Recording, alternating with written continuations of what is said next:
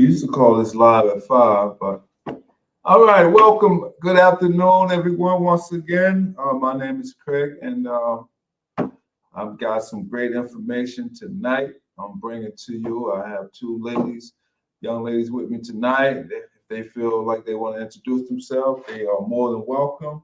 Hello, it's Sherry. All right. Hi, it's Michelle. Yeah, Sherry and Michelle. Now, you may be wondering out there in internet land why you cannot see their faces. Well, currently, we're not able to show their faces until we get some paperwork straightened out. Until then, you definitely will hear their voices. All right? And so tonight, we're going to be talking about what are we going to be talking about? 10 tips to help family members of addicts cope. All right, this is our family support group. And so we're going to talk about 10 tips. And this article was brought to us by the recoveryvillage.com. All right, so without further ado. So if this article starts off by stating 10 tips for families dealing with an addict. Addiction can happen to anyone, even in loving families. When an addiction develops, family members and friends are also often directly impacted by the addiction.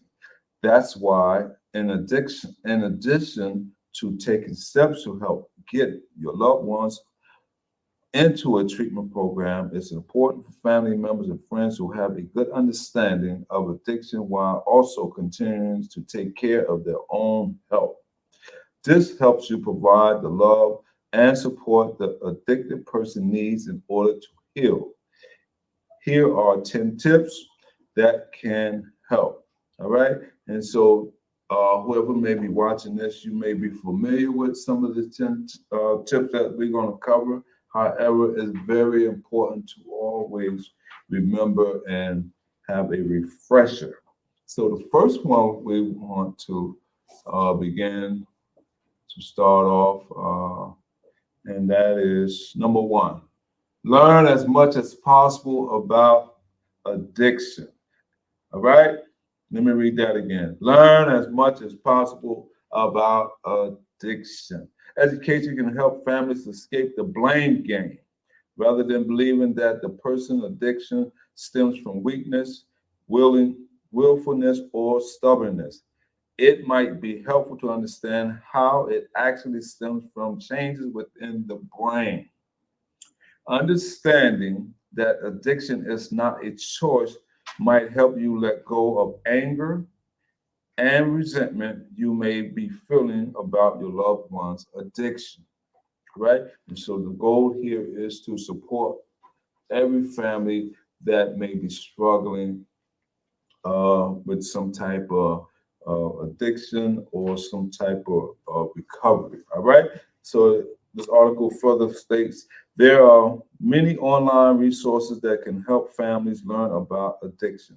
Most bookstores also offer a wide selection of books about the chemistry of addiction and the science behind addiction treatment.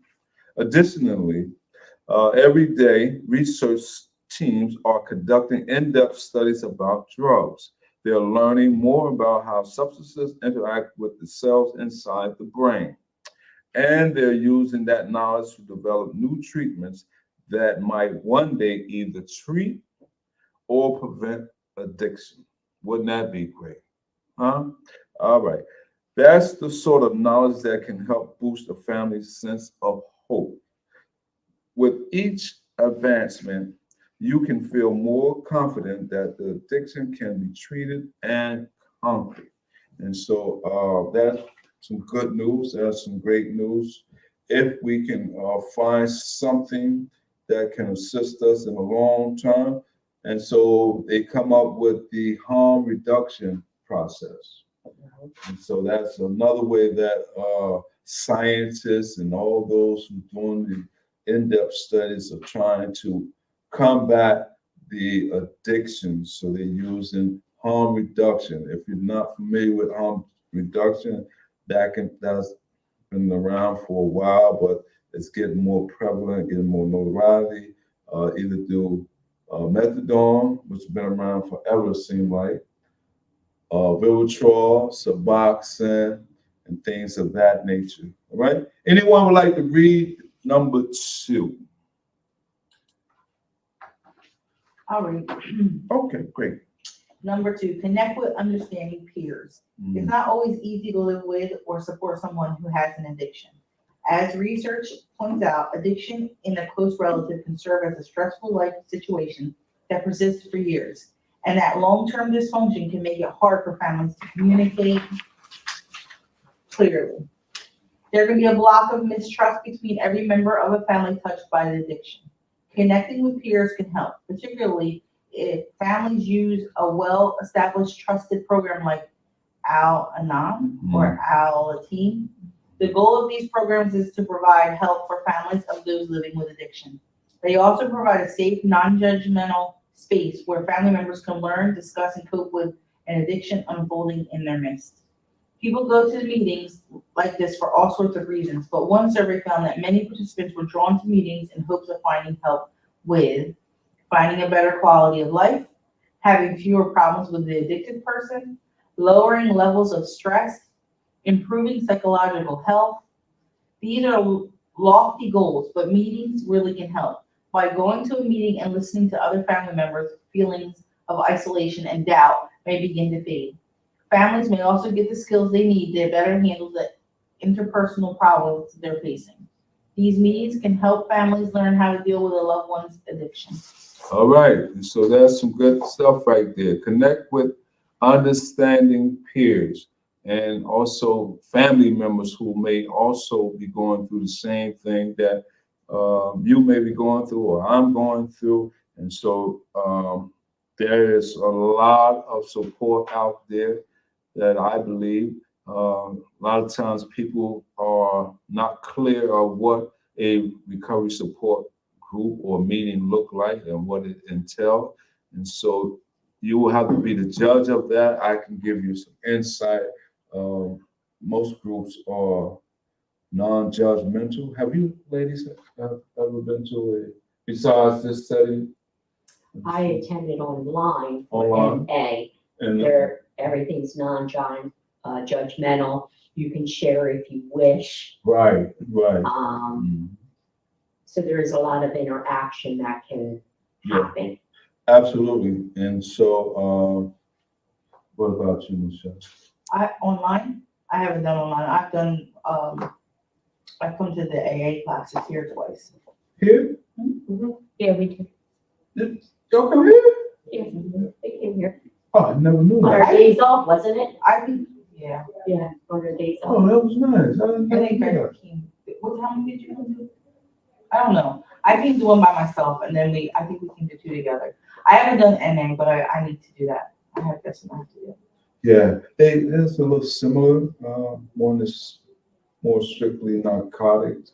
The other is more alcohol related, but it seemed like I've been to both. And so my preference being that my drug of choice was drugs as opposed to alcohol. And so, but one of the things is that by hearing people share their stories, it made me feel like I wasn't alone. I wasn't all by myself, you know. Well, when we went into that program, I had never been. I dropped my son off a million times. Never knew what he was going in for, never knew what it was about when I came in. It's very spiritual based, and that I kind of like that. Plus, I mean, I don't know if that would turn some people away or not, but to me, Yeah. I connected to, and they were so willing to, like, open, and I connected and I felt every single one of them. I felt like, even though I don't have an addiction, Right. I felt connected to them in a way because of all, like, it's all in the healing process. Yeah. Learning to do this is self-healing. It definitely has been a journey for me. So that is the same journey, a lot of the same journey that people are doing once they stop those drugs and they start trying to heal. So we're healing as mothers that lost kids too. Yeah. So our hearts goes out to both of you. My heart goes out to both of you. Thank you. And so, yeah.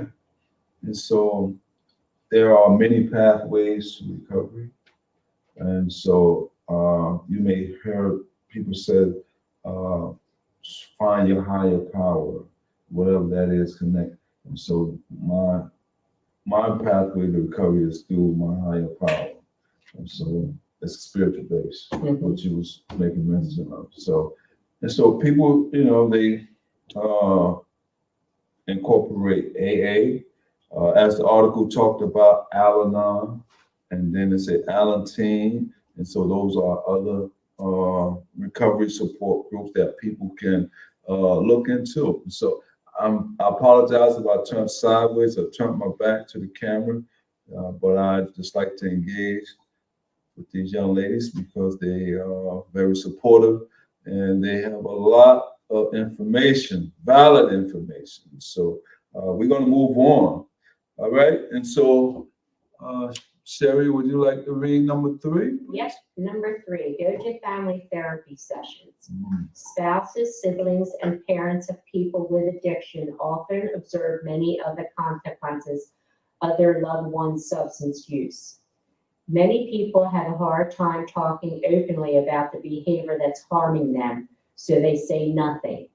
Family members can also become distant if they're tired of fighting with their loved ones. They may blame themselves when the addiction persists or blame the addicted person for their unhappiness. These silences and blame games can hold a family back from getting help. Family members may not have the tools on their own to assist someone in active recovery, and they may not have the energy to help themselves. Family therapy programs are designed to break down distrust and guilt by giving everyone a chance to feel heard. These programs can help family members understand themselves and each other and work through conflict in a healthy way. Families once defined by anger and addiction can grow into tight-knit units that are able to support one another through honest communication and healthy boundaries. Family therapy sessions can take time, and it can be tempting to skip a session, particularly for families with a number of conflicting appointments and agendas. However, this work is vital to the mental health of everyone involved, so meetings should be attended whenever possible.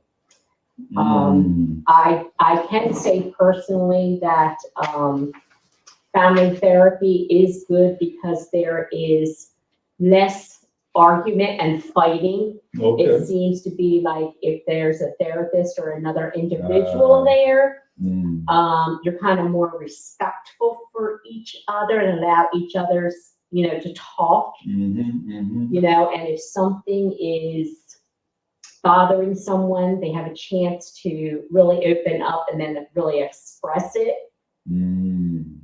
That sounds great.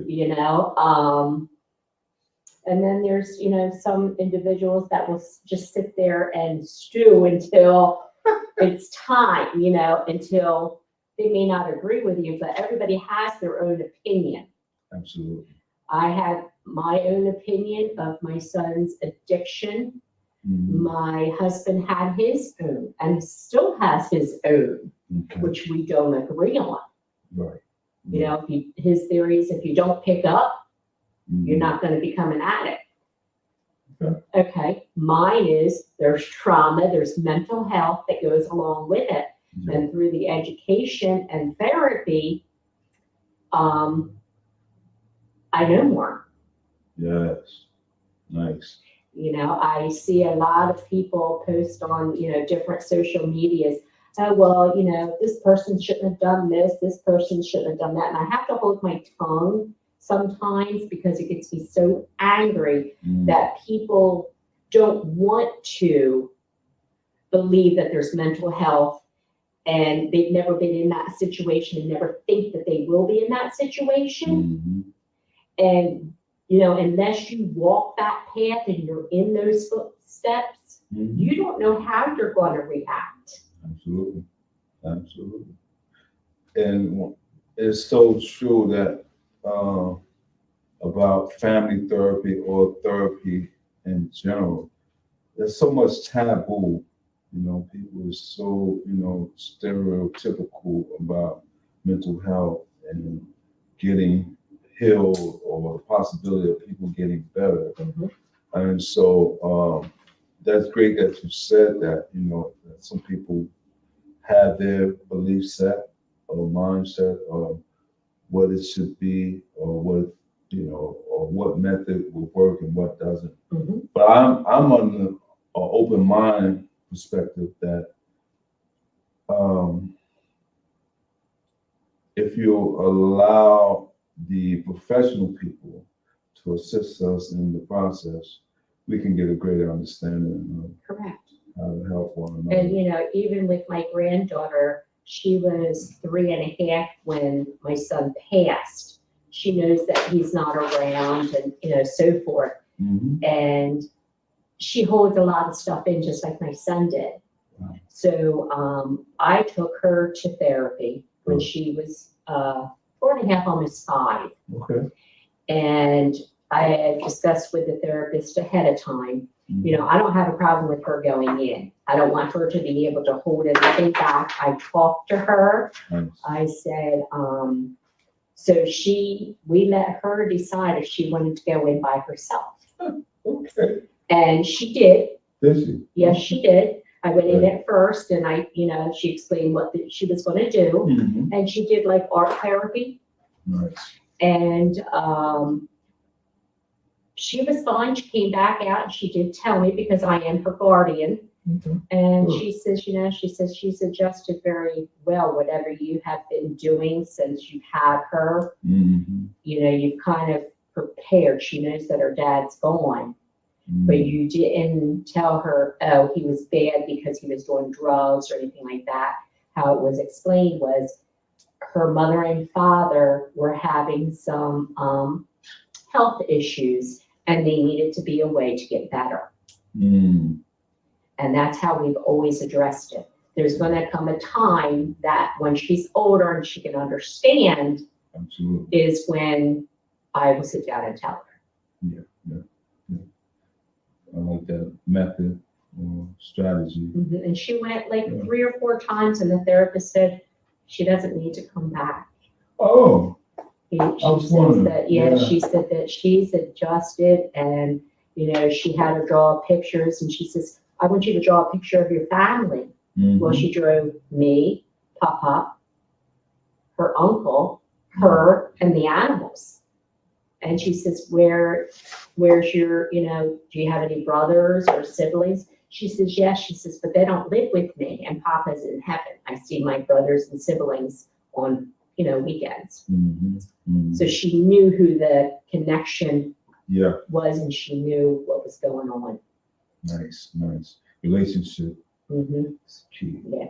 I mean, it's hard when she's in school, when they do different projects, like Father's Day comes up, Mother's Day comes up, even though her mother is still around, Mhm. you know, I always address it with the teacher in the beginning of the year, just so they're aware that if they're having a career day or they're talking about Father's Day, Mhm. just to be on the lookout because her father's not here. Yeah. So. It's good that she has support, Mhm. you know, that she can always rely upon and lean on, you know. when she And they're never faces too it. young to go in and talk and do art therapy. Absolutely. See, this is the great stuff. Mr. Sariano, how you doing tonight?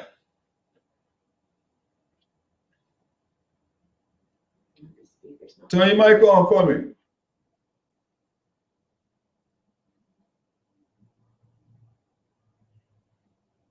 It's on. Turn your mic on. Hit the button, you know, with the microphone. Just tap it. There you go. How you doing? It ain't working? I don't know what's going on with this phone. Oh, at the bottom of your screen, you line them up on your screen. Well, it says must say you're backstage. Only the host can see you. The host may add you to stage at any time. Be ready. I don't know what that means. Mike got to figure that out because I never So you seen can that. add him so he can talk. Adam, so you can talk, right? Okay, let's see. I'm gonna try to add you so you can talk. Okay, edit mic setting. Okay, what did I say? Reduce mic. Automatically adjust mic volume. I don't know. All right, man. I'm glad you're on anyway. So we'll figure. That's some good information. Thank you for sharing You're that. welcome. Yes, and so we're on. We're talking about 10 tips to help family members of addicts. All right, and so we're on number 4. I'm gonna go back to number 4, and I'll do some reading. Lucky me, I get the short one, huh? I think you had that. Yeah, I do. Nah. All right, so we're on number 4. Prepare meals and eat them as a family. Now that's something, when I first read that, I said, well, I don't know how many family members still do that. We weren't, just because of everybody's different schedule, Right. but it's usually my husband, me, and Addie. We always sit down at the table. Oh, okay. And I'll That's say, good. well, how was your day? Or, hey, Addie, what you do in school? Nothing. It's always the same response. But we try to, yes.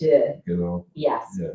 And now she's into, oh, can I do dishes? Can I sweep? I said, I hope that lasts when you get older. That's nice. And so, yeah, so that's something that it's good to know that still goes on in households or family. Prepare meals and eat them as a family. So the article says, in today's modern, chaotic world, it's all too easy to eat separately. That is so true. One partner grabs a burger on the way home, the other snacks on the salad at work, and the kids heat up ready-made food they can find in the freezer. When I came up, it was TV dinners. All right, and so that was one of the my mother called it Playboy meals or Playboy dinner. She said, "You gonna eat one of the Playboy?" Now I'm going to look at them totally different. So the article goes on to say, a family meal allows everyone to reconnect at the end of a day that may have been stressful, lonely, or upsetting. Each meal helps build upon the work done in family therapy, and the ritual of eating together can promote a sense of common ground and togetherness. The activity doesn't have to stop at the table either. Spending time making the meal together or cleaning up afterward can increase the benefits. Even one meal together per week can have a significant impact. It's good. That's good to know that togetherness, or because a lot of times there's so much going on, especially in this fast-paced world of internet, gaming. As the article says, busy schedules. Someone may grab a burger on the way home. Sports. Sports, Sports. things of that nature. Yeah, and so It takes away from their family time. Mhm. I know the dynamics of our family changed when we lost my son to addiction. Now we used to always eat as a family together. That was one thing we've always done. He died at 22, so when he left, his brother was 6 years younger, and then his sister was 8 years younger, and everything changed. Like everybody kind of suffers alone. yeah, So they go to their rooms. They don't they grab something, so they don't have to. We don't have to sit together and I guess reminisce, or that maybe there's a chance that something might come up because of that, because everybody's suffering alone. yeah. So I realized that more recently than before, because we now might have my grandson and my daughter's been with us too, with my daughter. But we'll sit around and I'll have 2 babies sitting there, well, 2 grandchildren sitting there. And I'm like, this is how it was when my kids were little. And my daughter won't be there. She'll be upstairs or she'll be, and I'm like, wow, life has changed a lot because of one traumatic situation. Yeah. Yeah. I know at our table, I'm one of the lucky ones because I don't cook when I get home. Okay. My husband gets home before me, so Uh-huh. he cooks. He cooks. That's I clean up after dinner. She's spoiled. good. Uh-huh. So, then there's 2 days a week that, I'm here and we don't sit down because of karate lessons or whatever. So it's a quick meal. And that has, kind of worked for us. And I do know that, I think it was this past week. Yeah. Addie didn't want to eat what my husband cooked. She's very picky on things. She's always been that way. He made noodles with hamburger and stuff, like a hamburger helper, but it was homemade. Oh, yeah, nice. So she refused to eat it because number one, the color. And I said, I said, and I'm the one that always brings up her father's name. I'll say, your papa, when he was younger, he loved this. Unless I bring up his name, nobody else will say anything. Like my husband finally said, oh yeah, and shepherd's pie, he loved that. So she finally ate a noodle and a half. And that was it. That was it. Huh? That was it. Ain't that something? And she didn't eat the rest of the night. Mm-hmm. She's very, yes. Yeah. Mm-hmm. Very interesting. A noodle and a half. Yeah, a noodle and a half. Well, kids, gonna be kids. Did she eat any dessert? Anything? No, she wasn't allowed. Oh, that's right. A little discipline. That's right. That's right. Either you eat your meal, no dessert. Old school. That's old school. I'm not saying that happens all the time. Right. It's just that she So she knew. be 'Cause aware. I said, you have to try different things. If you don't try different things, you're not going to know. Absolutely. Yeah, you're right. You're right. Mm-hmm. And so, great stuff, great information, good info. And so I'm glad that we're able to share all this good, valuable information. So number 5, I'll read number 5. I'll give you ladies a break. You've been working all day. And so I'm not going to apply too much pressure on you. All I right. was ready. But You was ready? yeah, I was ready. Go for it. That's a long one too. Yeah, that's why I said, nah, don't be like that, Craig. No, Michelle can read it though. She's been out for a couple days. Yeah, she ain't been around for a couple of days. We'll take it easy on her, and so that she get back into the flow. Number 5, manage expectations. The article says when a person enters addiction treatment and the family embarks on the recovery journey, the sense of hope everyone feels can be exciting. Finally, the addiction issue is being addressed. Finally, things will get better. Unfortunately, it can take a long time for the behaviors and patterns associated with addiction to really change. The person may hold on to old habits or become frustrated with the recovery process. Sometimes that slow shift leads to disappointment. Okay, and so we have to be prepared for relapse. Relapse is part of recovery. And so oftentimes people don't get it the first time because of situations or frustrations or whatever may come up.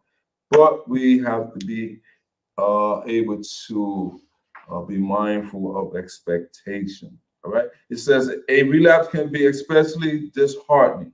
In these moments, it can be helpful to remember that relapse does not mean failure for your loved one or for you. Addiction is a chronic disease, making relapse a normal part of recovery. While steps can be taken to help prevent a relapse, recovery is a lifelong journey of ups and downs, not a single event. It is also important to manage expectations for yourself and other family members. It takes time and effort for relationships to heal. Families in every recovery may make mistakes, and they may not be their ideal self, but they can still enjoy their time together and actively support one another. Even if things aren't perfect, they can still be more meaningful as you work together toward a drug-free life. Okay? And so that was number 5. And so we made it halfway through successfully.